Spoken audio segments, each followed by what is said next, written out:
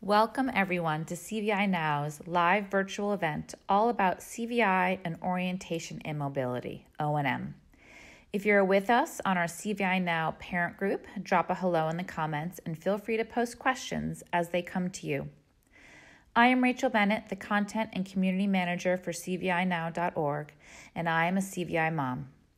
There is a lot that keeps us up at night as parents of children with CVI, but one thing in particular stands out. How will our kids be able to safely and independently navigate all the environments they encounter in the real world?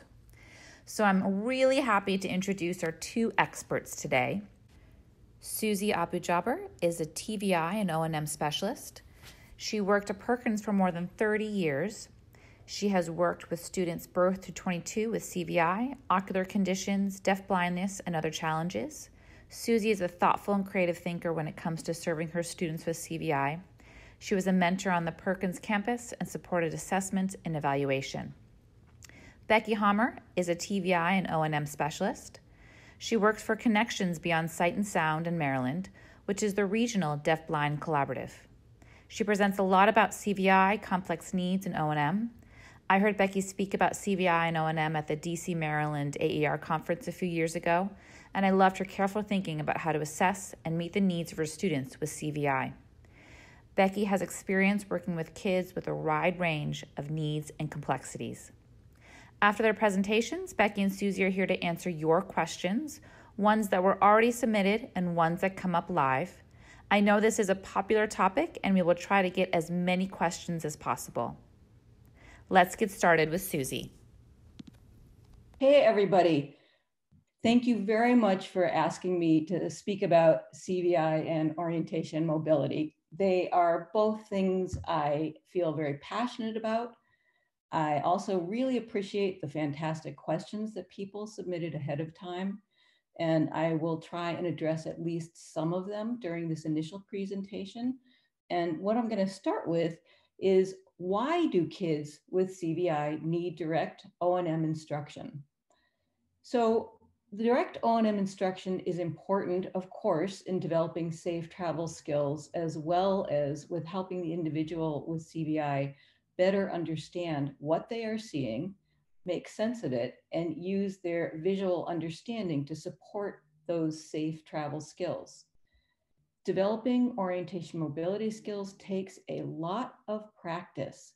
And if there's not somebody there who's on it and keeping track, it's easy for things to slip, as we all know.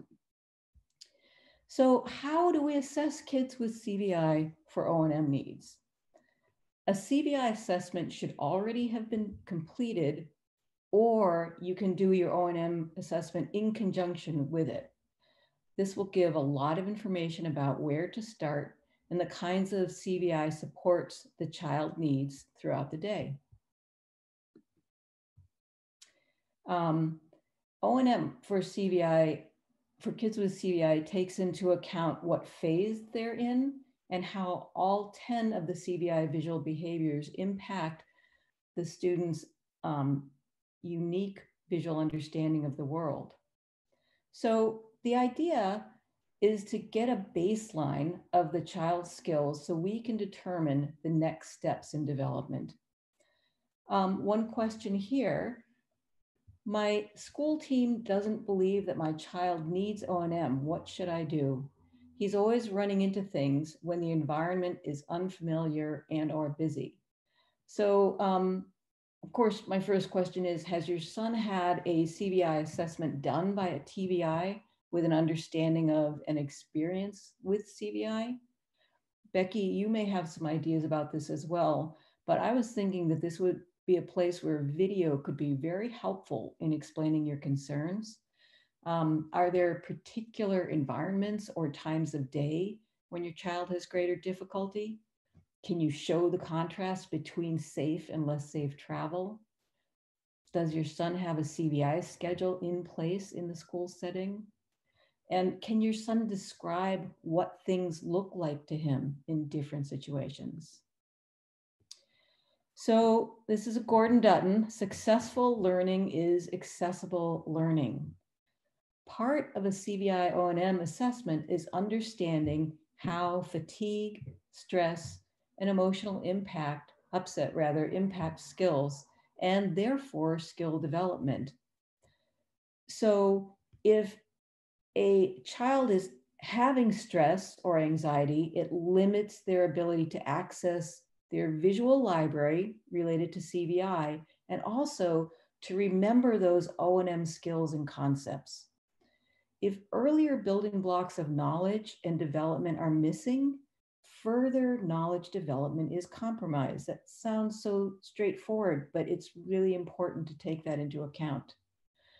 And repeated challenges that are at a frustrational level lead to feelings of failure and will limit motivation and can lead to behaviors which everybody has experienced, I imagine. So there were a couple of cane-related questions. How do I know if my child needs a white cane? So a CVI O&M assessment would help to determine that.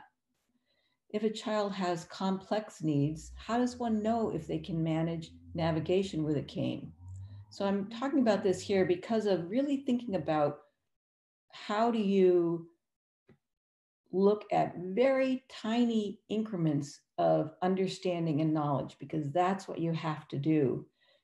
I really believe in working from a point of success and building upon that, rather than expecting too much and potentially creating a sense of failure.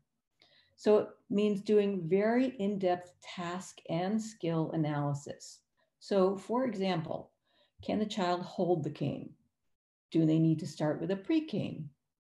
Do you need to build up the handle so it's comfortable for them to hold? What kind of environment is most supportive and stress-free for this early skill development? And how long can they hold the cane for? Is it a minute, 30 seconds, 5 seconds?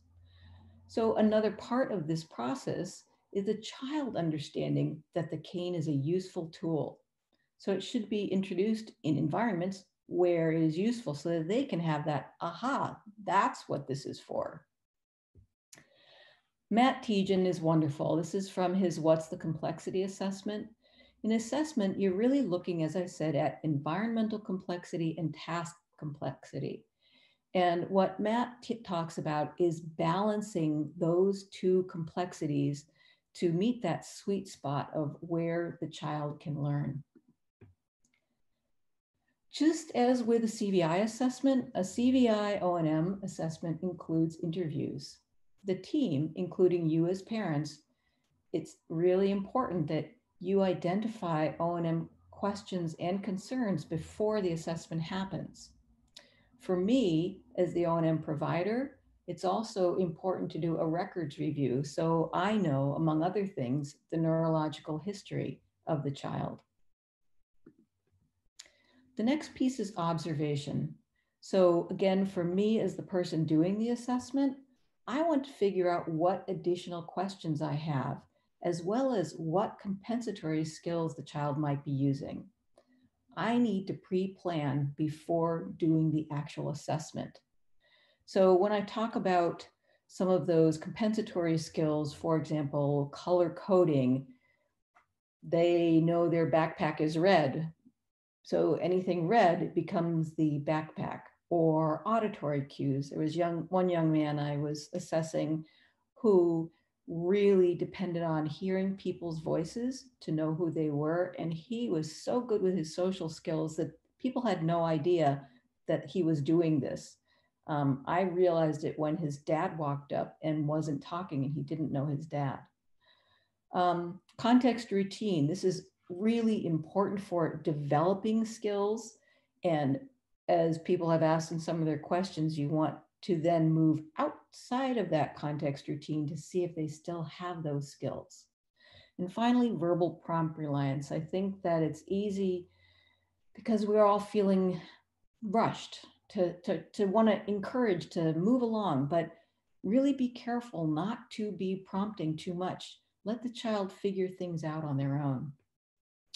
So really the CVI O&M assessment is a synthesis of that O&M information, the CVI information and how it relates specifically to each child, and then an analysis of the complexity of both the environment and the task the child needs to accomplish. So in order for children with CVI to learn O&M skills, we need to identify the child's unique visual needs, make visual information accessible, connect new visual experiences to familiar, provide repeated and consistent access, and encourage self-advocacy. So that means we need to remember to use that comparative and salient detail language to connect new visual experiences to familiar ones. I can't say how important it is to practice O&M skills in non-complex environments over and over so they become part of muscle memory.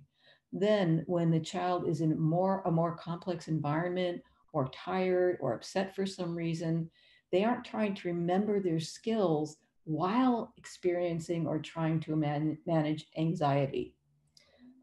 So one way I manage my anxiety, for example, in giving a presentation is I have notes that I take so that I remember everything I want to say. So there were a number of questions about anxiety and CVI meltdowns. As much as possible, help your child understand what it feels like in their body when they are becoming anxious and label what you are seeing. If they're able to communicate with you, encourage them to tell you what they need to do to decrease their anxiety and help them develop strategies to manage the anxiety. I personally don't know if anxiety ever goes away. And I think the best we can do is help kids have an, that anxiety is coming on, and then develop strategies for managing it. So for example, another question was about a child who does really well at home, but then going to Walmart just can't handle it. It's way too complex. So if they're doing really well at home, break it down. Go to a small, quiet store and work on having a success in a store experience. So you're building up some confidence there. And then before going to Walmart, talk about the trip. Know what you're looking for. And if possible, Walmarts are huge, what part of the store it's in. Go when the store opens and it's most quiet. If needed, practice going to customer service and asking for assistance. Those are just a few ideas. Those are just a few ideas. So we learn through memory formation. And again, this is Gordon Dutton. So we have an experience, we remember that experience, and then later we recognize that experience and build upon it. And that's how we build both short and long-term memory. So there was a question about how to help with navigation in familiar environments when there are changes. So first, let the child know what changes will be happening, and then if possible, help them make those changes. Then review the changes that have been made multiple times. So this process may include a significant amount of pause time. And I know you are all familiar with pause time, but just as a reminder, I'm going to take 20 seconds and pause now so that we remember just how long 20 seconds can feel like.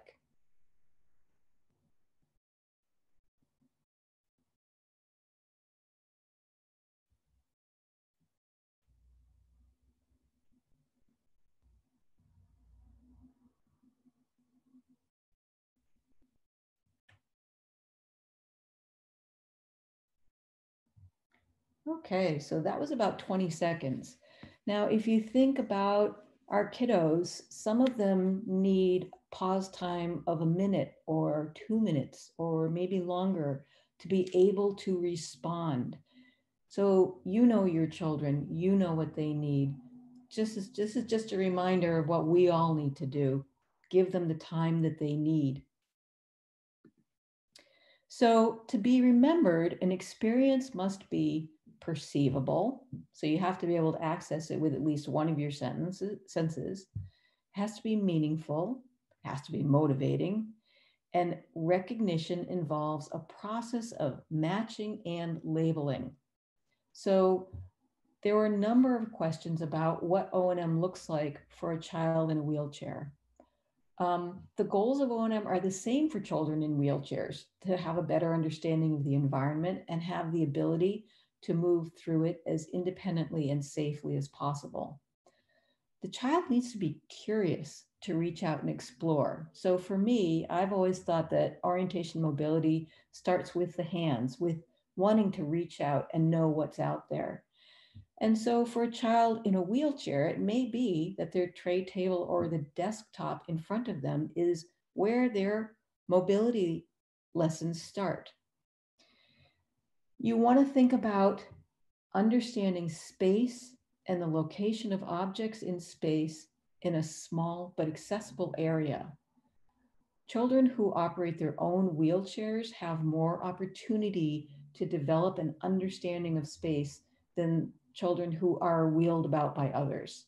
So you have to think very individually about what each child needs to develop next steps in their O&M skills. So what is their understanding of body concepts? What is their understanding of spatial concepts? What about the components of space that they move through, such as doors, walls, and windows? And those are just, again, a very few examples. I would imagine everybody is very familiar with the terms dorsal and ventral stream. This and the next slide are just reminders that you want to work within your child's current capacity to see and expand on it. If you haven't gone to Gordon Dutton's CVI Scotland website, I highly recommend it. He has a series of lessons that give just so much information about perception in the brain and a lot of ideas about how CVI impacts O&M skills and developing O&M skills. And again, this is just Christine Roman Lancey's CVI range phases, which I imagine you're mostly familiar with, to think about, okay, if my child has had a CVI range done and I have this phase that they're in, where do I start orientation mobility skills to support their vision use within their current ability and hopefully to expand on that ability? So what the child with CVI needs to do to understand visual input. This is something I learned from Ellen Maisel that I just love because you can watch it. You need to look using central vision. You have to have a sustained gaze. You need to be able to shift to the elements of what you're looking at. Think about how complex environments are. You have to have a previous experience with the item, or in our case, the route, or items that share salient features. That gets back to that idea of really knowing those solid orientation and mobility skills. And then you have to understand what you've seen. So ask your child, what do you see? Don't make assumptions. And when I say ask, I use that term very broadly. Maybe you can ask in words. Maybe you can offer a choice of two things. Is this your cup to your right or to your left? Or maybe it is a nonverbal communication that requires greater observation skills of you. So, most important takeaways to me for our talk today is pause time. Remember to give your child the time that they need, which I understand can be really hard sometimes. You want to work in small enough increments of skill development necessary for success. You want to work from success to success, not failure to failure. You want to find out, you want to ask, what do you see? And you want to support self-advocacy. Children need to learn to identify what their own needs are around their CVI and around their O&M so that they can be safe travelers and they can develop their skills. So as much as possible, have a conversation with them in your O&M activities and ask them to tell you what they need. Do they need a sighted guide now? Do they want to try using a cane? Do they think they can do this route on their own? And they want you to walk behind them and let them try. Okay, so I am going to stop there and then let Becky have her turn. And then after that, we will address questions as they come in. Thank you. Thank you so much, Susie. Really, really appreciate it. As a parent, you remind me of so many important things. Pause time, success to success, small increments. It's such a helpful reminder. Thank you, thank you. All right, next up is Becky, who's going to talk all about concept development when it comes to O&M instruction. I'm so excited to be here with all of you today.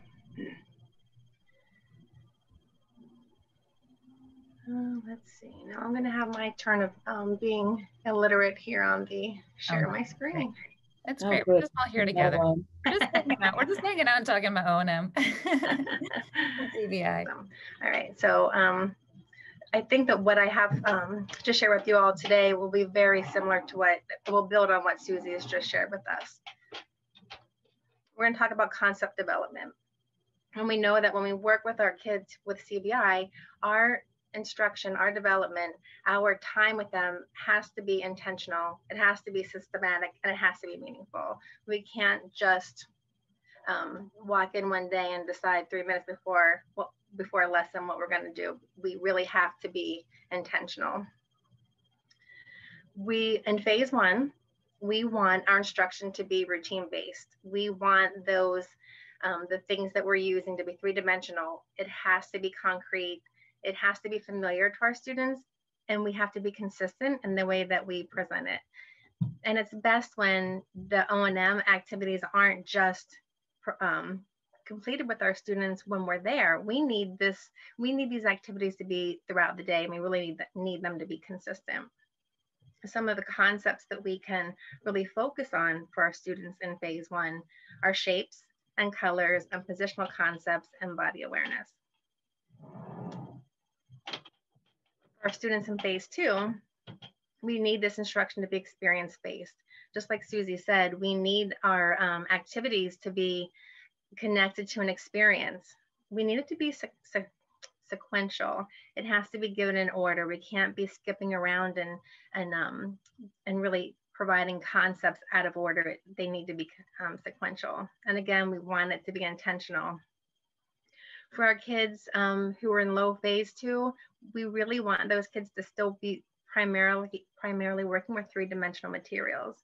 And then as our kids are moving into that higher phase two, we're going to start introducing with intentionality the two-dimensional representation of those three-dimensional objects. The foundational skills for our kids in phase two are going to be numbers, recognizing common objects, and then also recognizing some common environmental features. For phase three, we want this instruction to be experience-based and sequential, intentional, and now we're going to look at mostly two-dimensional materials. Susie had touched on What's the Complexity by Tietjen, and when we are trying to balance out that really high Walmart complexity, Christmas Eve kind of sensory environment, we're probably going to want to give that student a three-dimensional map or three-dimensional materials to work with in a way to balance out that complexity. For our phase three and higher level concepts, we're going to be working on interpretation of visual information. We want to identify those objects.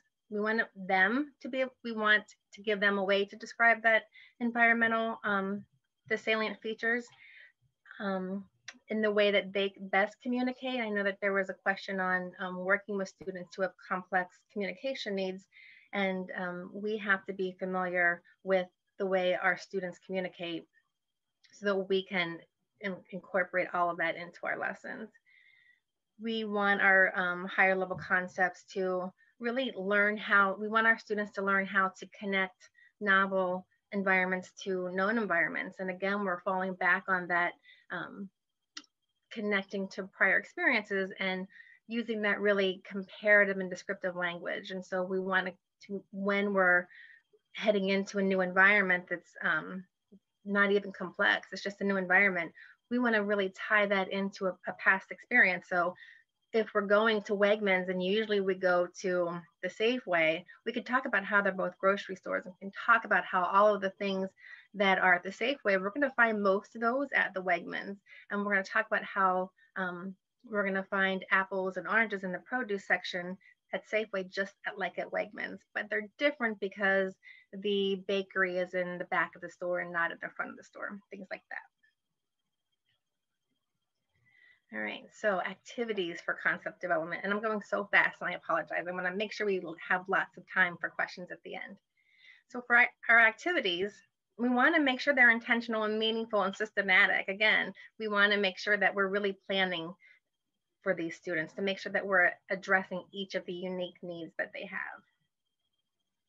So for phase one, some of the things that we can use are the light box shapes, the light box and light box shapes. We can use balls. We can use the red box is from the dollar store. And for this, I'm really incorporating the characteristic of light, and I cut out just a piece of black cardstock to the same shape as the object. So now the light is illuminating the object, and we can really work on the salient features of these three-dimensional materials. The blue cylinder is a jar of slime that came in a Valentine's Day card, and I never let it go because it's amazing on the light box. And the other is a wiffle ball and a pH shape. For body awareness in phase one, we have all of the wonderful songs and rhymes, the sensory activities and the functional activities, head and shoulders, knees and toes, playing in the sand, finding our favorite object in the beans, all of those sensory activities. We want to have a lot of functional activities. The experience of washing our hands, all of those things are going to create body awareness. For positional concepts, Simon Says, the age-old lovely Simon Says. The thing I really like about Simon Says is that it can be so tailored to where our students are, where your children are. You can play games that build the difficulty of it. Start with something that's so simple and build that Simon Says activities in there. Mother May I don't know if anybody knows Mother May I. That was a game I loved to play as a child. We want to have an object schedule for our kids in phase one. We want to make sure that we're using these objects to represent activities and represent locations within their home and school. I love the object schedules because they're such a foundation for everything that we do forward. It's a literacy skill. It's a mapping skill. I'm losing my words. At the end of the day, you can review all the things that you've done that day because now you have these objects that you can talk about each thing that you've done in the day. And then you can use them you can use these objects for early mapping skills.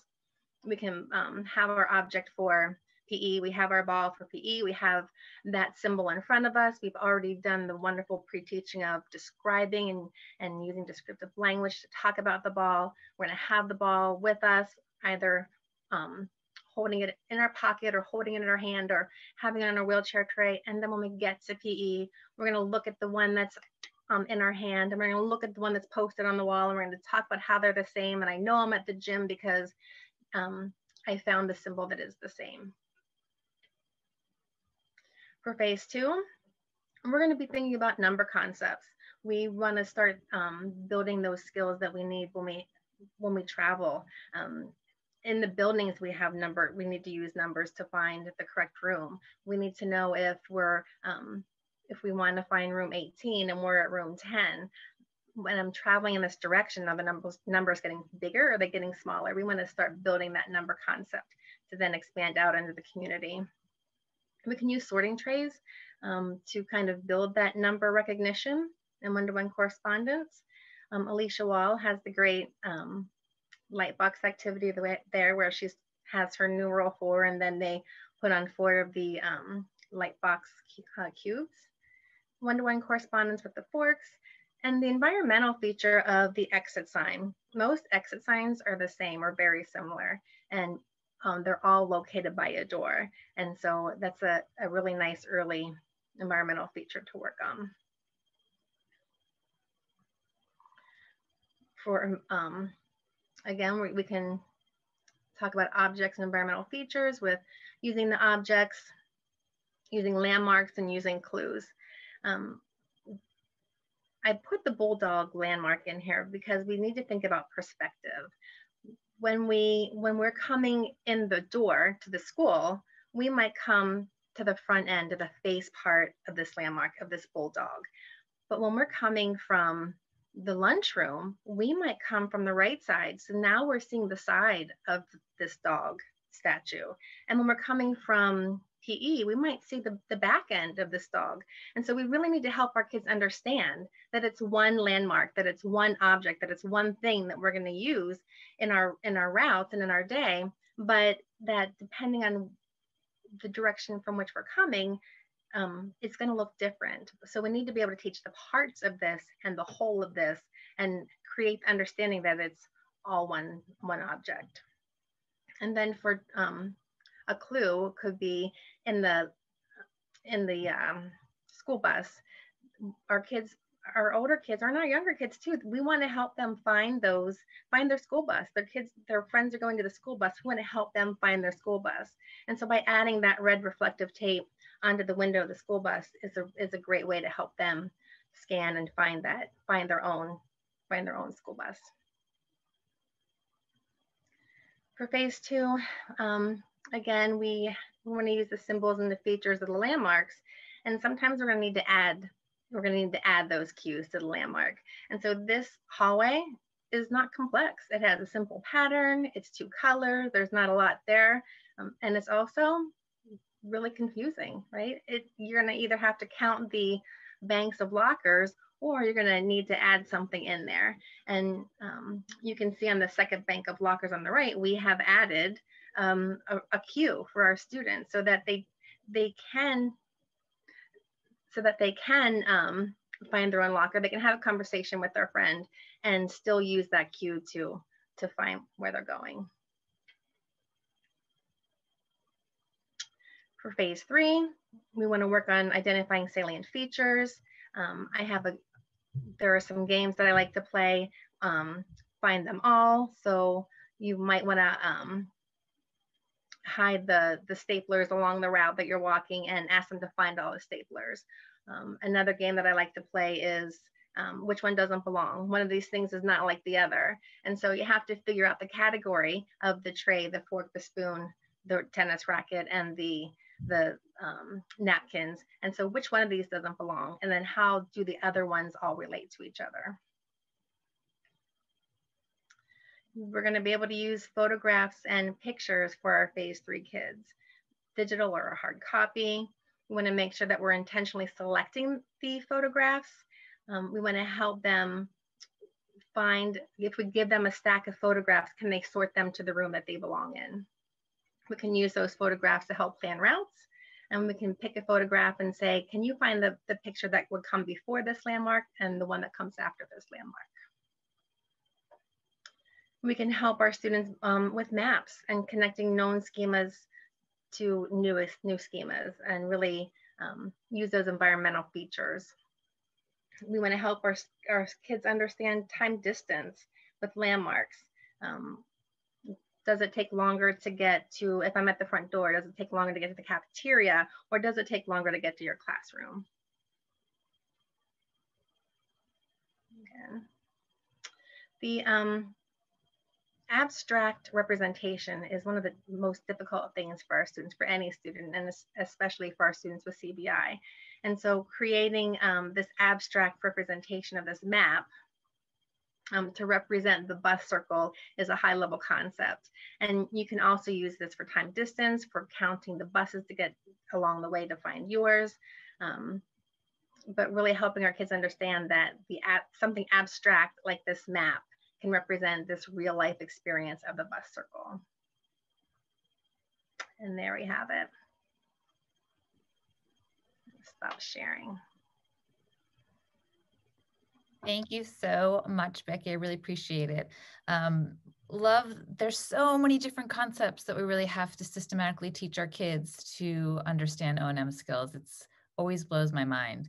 And, you know, just see, I love the example of the object schedule. Henry loves his object schedule. It really anchors him in his day, but then you can also use that to anchor him in his space as well, which is really great. And the one about angles and perspectives, I mean, we are all so privileged that we have form constancy, right? We can recognize an object no matter what the angle, no matter what the lighting, but our kids at CVI, it's so, so difficult. So those really stood out. Thank you so much.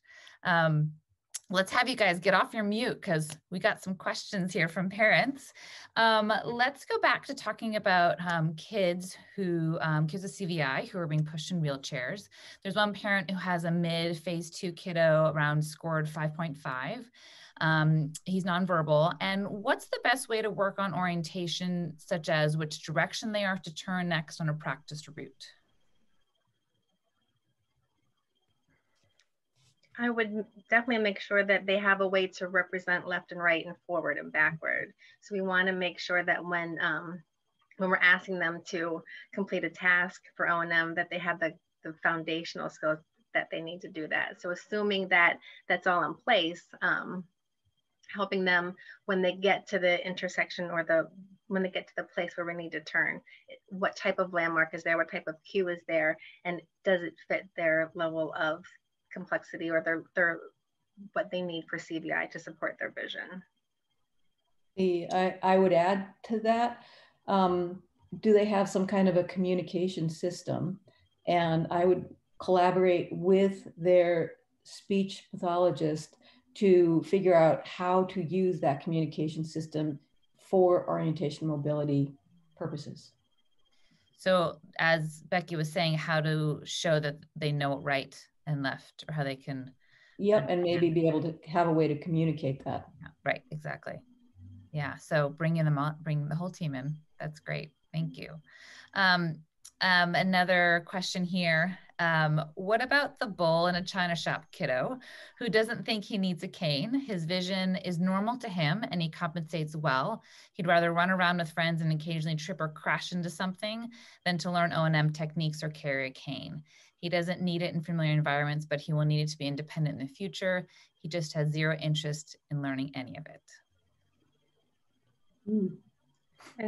And Susie touched on this earlier when she talked about putting the child in an environment where they need the cane, right? So they might not need their cane at home or on their playground or in their school, but they are going to need it for independence in the future. So crossing the streets and finding the locations that they need to use their vision, and then let the cane find that stuff on their environmental surface. So I think putting them in a situation, giving them the skills first, and then putting them in a situation where they really need to implement those skills. What do you think, Susie? I would just add, I would find out something that the child really wants to be able to do and say, okay, well, we can work towards that.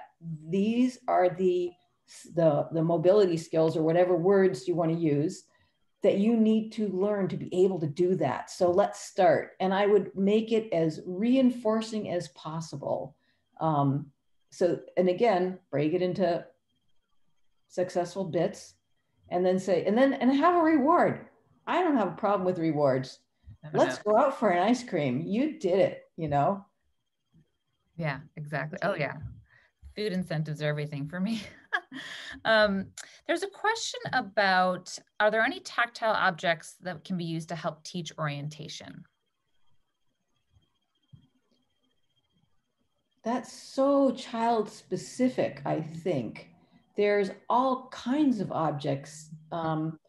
Here's my classic one I love.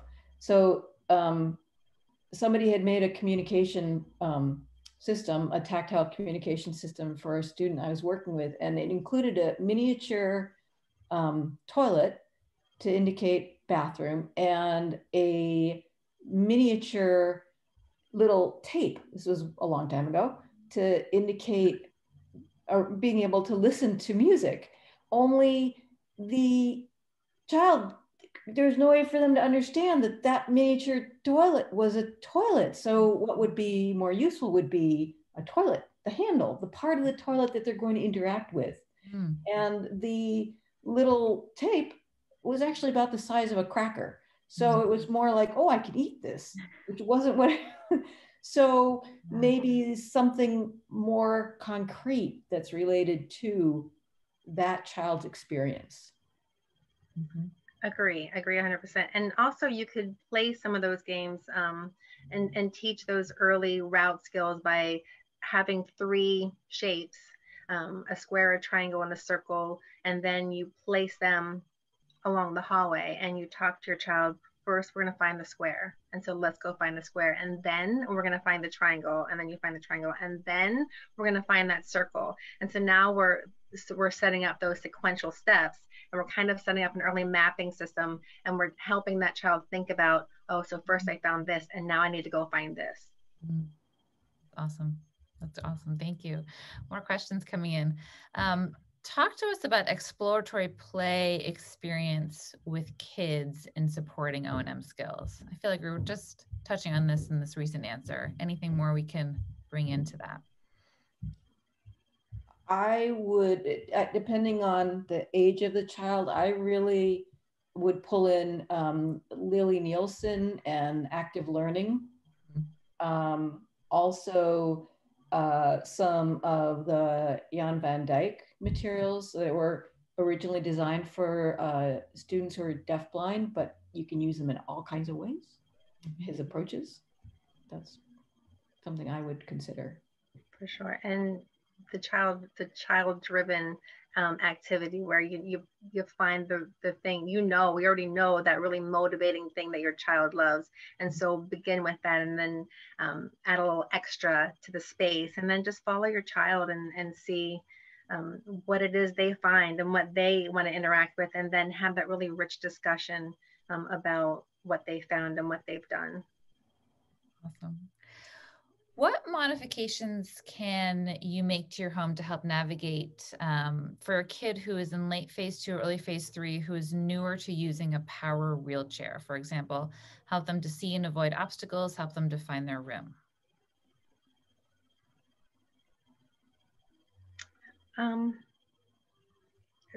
Did you say in the home? Mm-hmm. Or in the home. Yeah. I would, again, I know that Susan, I keep saying this is so child specific, but you want to find that, thing that they relate to. So whatever it is in their bedroom, if their bedroom is, in their bedroom, they have a picture of Sean Cassidy, right? I'm thinking my own bedroom. You want to talk about how their bedroom has this picture of Sean Cassidy, and perhaps you want to have one in the room and one outside the room, so that they know that when they get to that favorite picture, that they're at their room.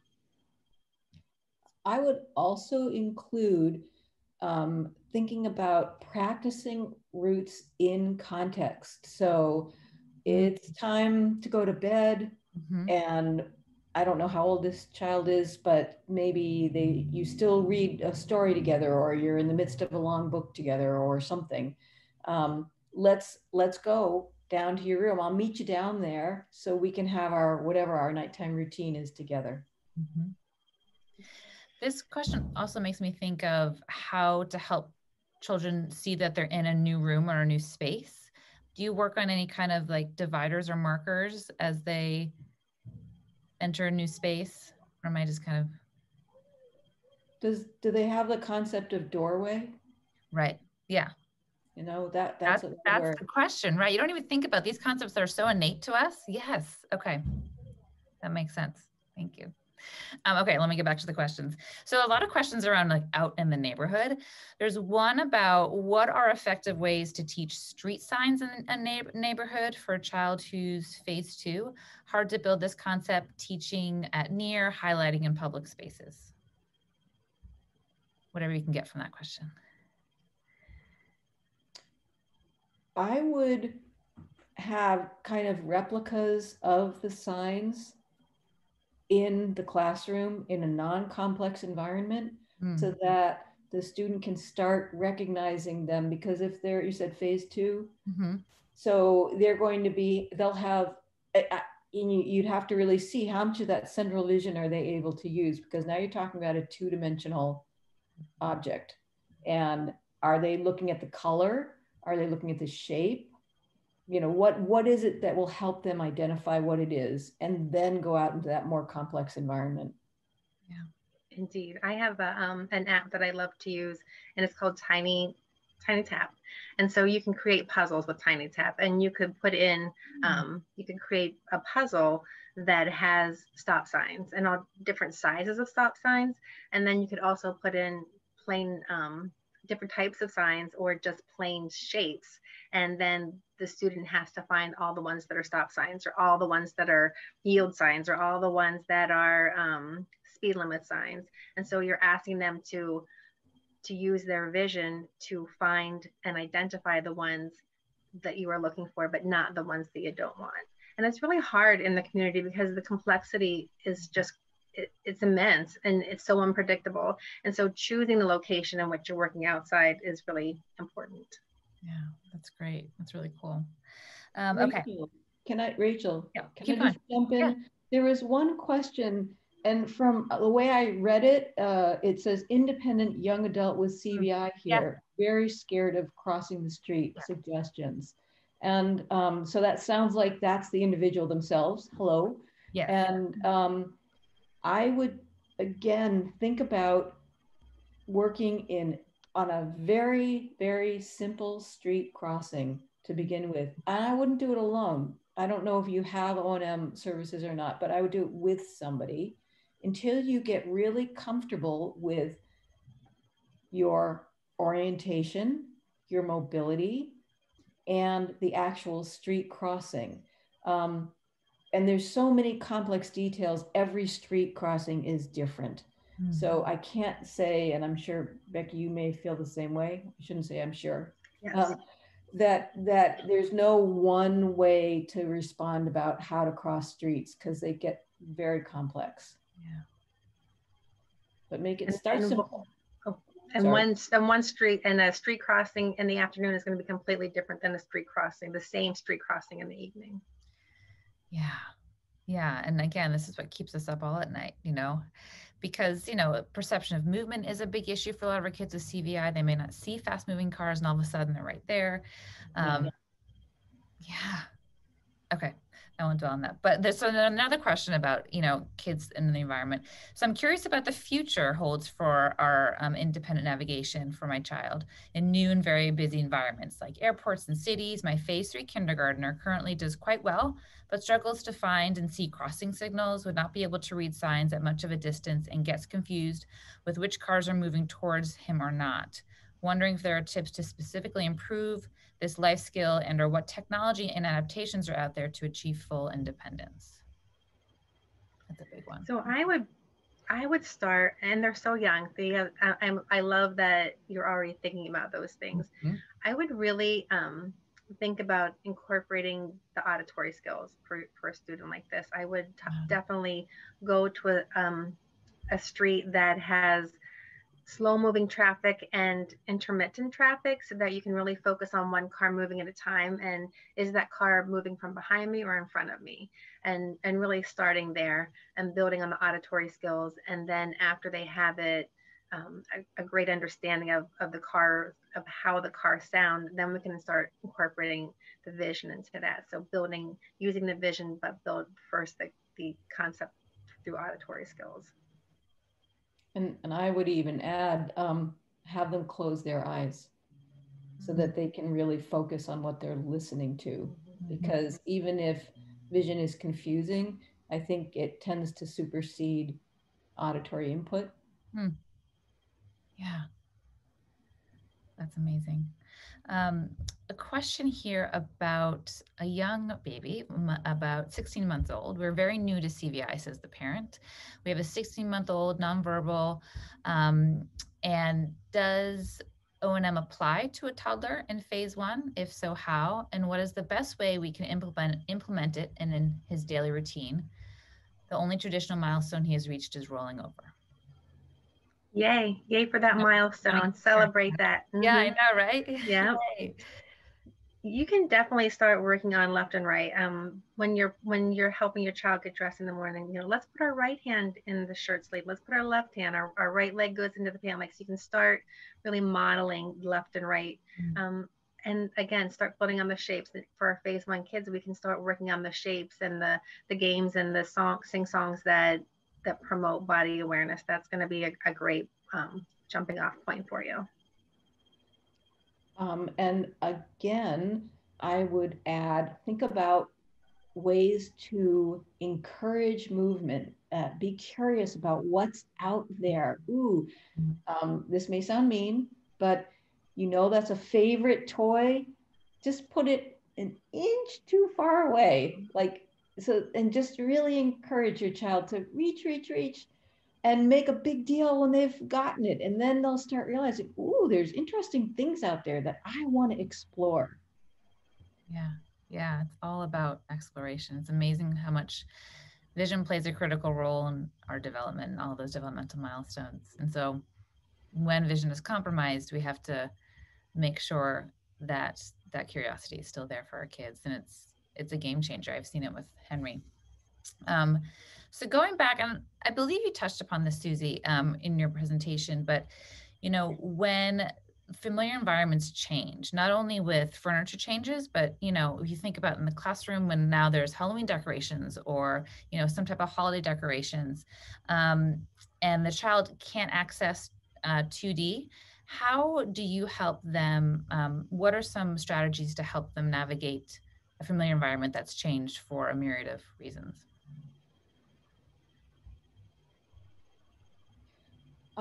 Well, I think what I mentioned during my talk is as much as possible, you want to pre-cue that there are going to be changes. And so in terms of communication, even if you don't think the child is understanding what you're saying, I think it's really important to give them language anyway, to label and keep it, not always something I'm good at.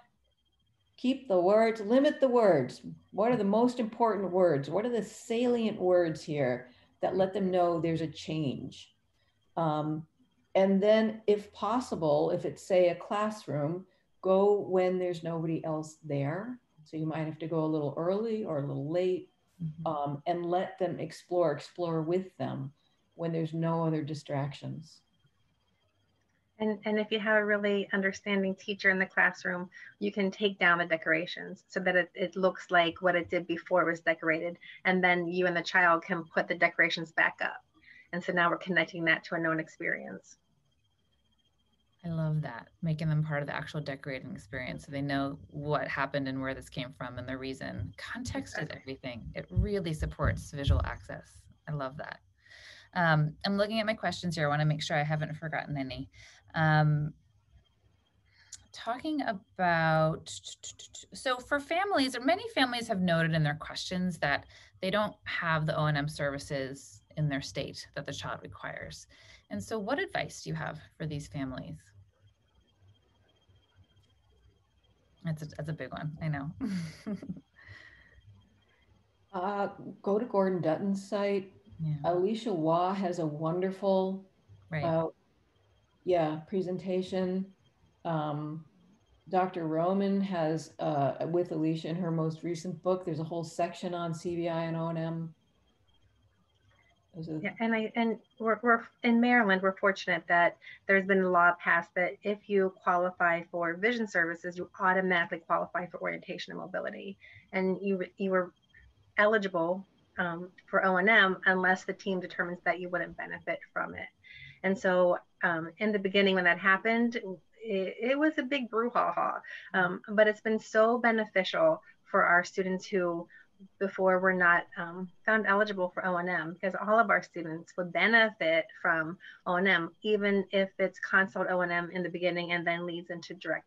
So I would, the parents are part of the team. It's not like you don't have a say. So I know how hard you all advocate for your child. So really doing that and taking the documentation, the evidence of why you believe your child would benefit from O&M, and just keeping at it and implementing.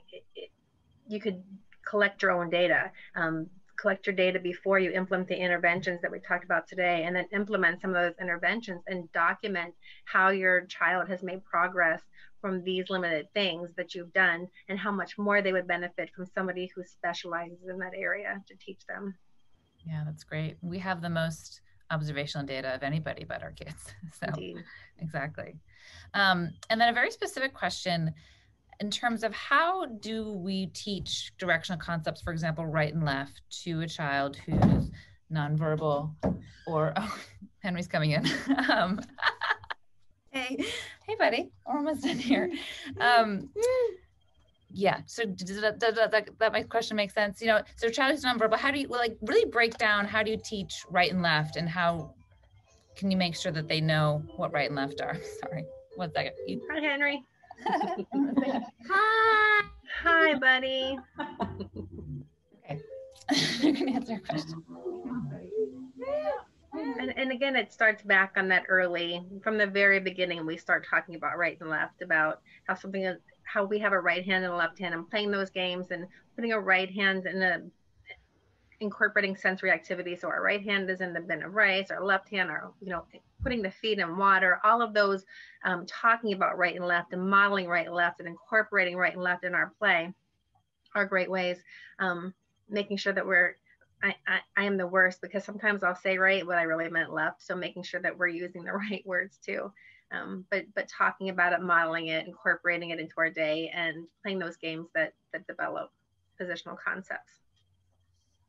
I would just add, I think it's fine to use a touch. Oh, that's your right shoulder. Yeah. Or I have my hand, again, it's labeling. I'm holding your right elbow so you can reach more easily. Yeah. And remembering that spatial concepts develop on a hierarchy. So we want to develop them first body to body on ourselves, body to body on our children, and then body to object. So the block is on our right side, on your next to your right hand. Body to body to object, and then object to object. And so then the square is on the right side of the book. That's great. All of these little things are so helpful.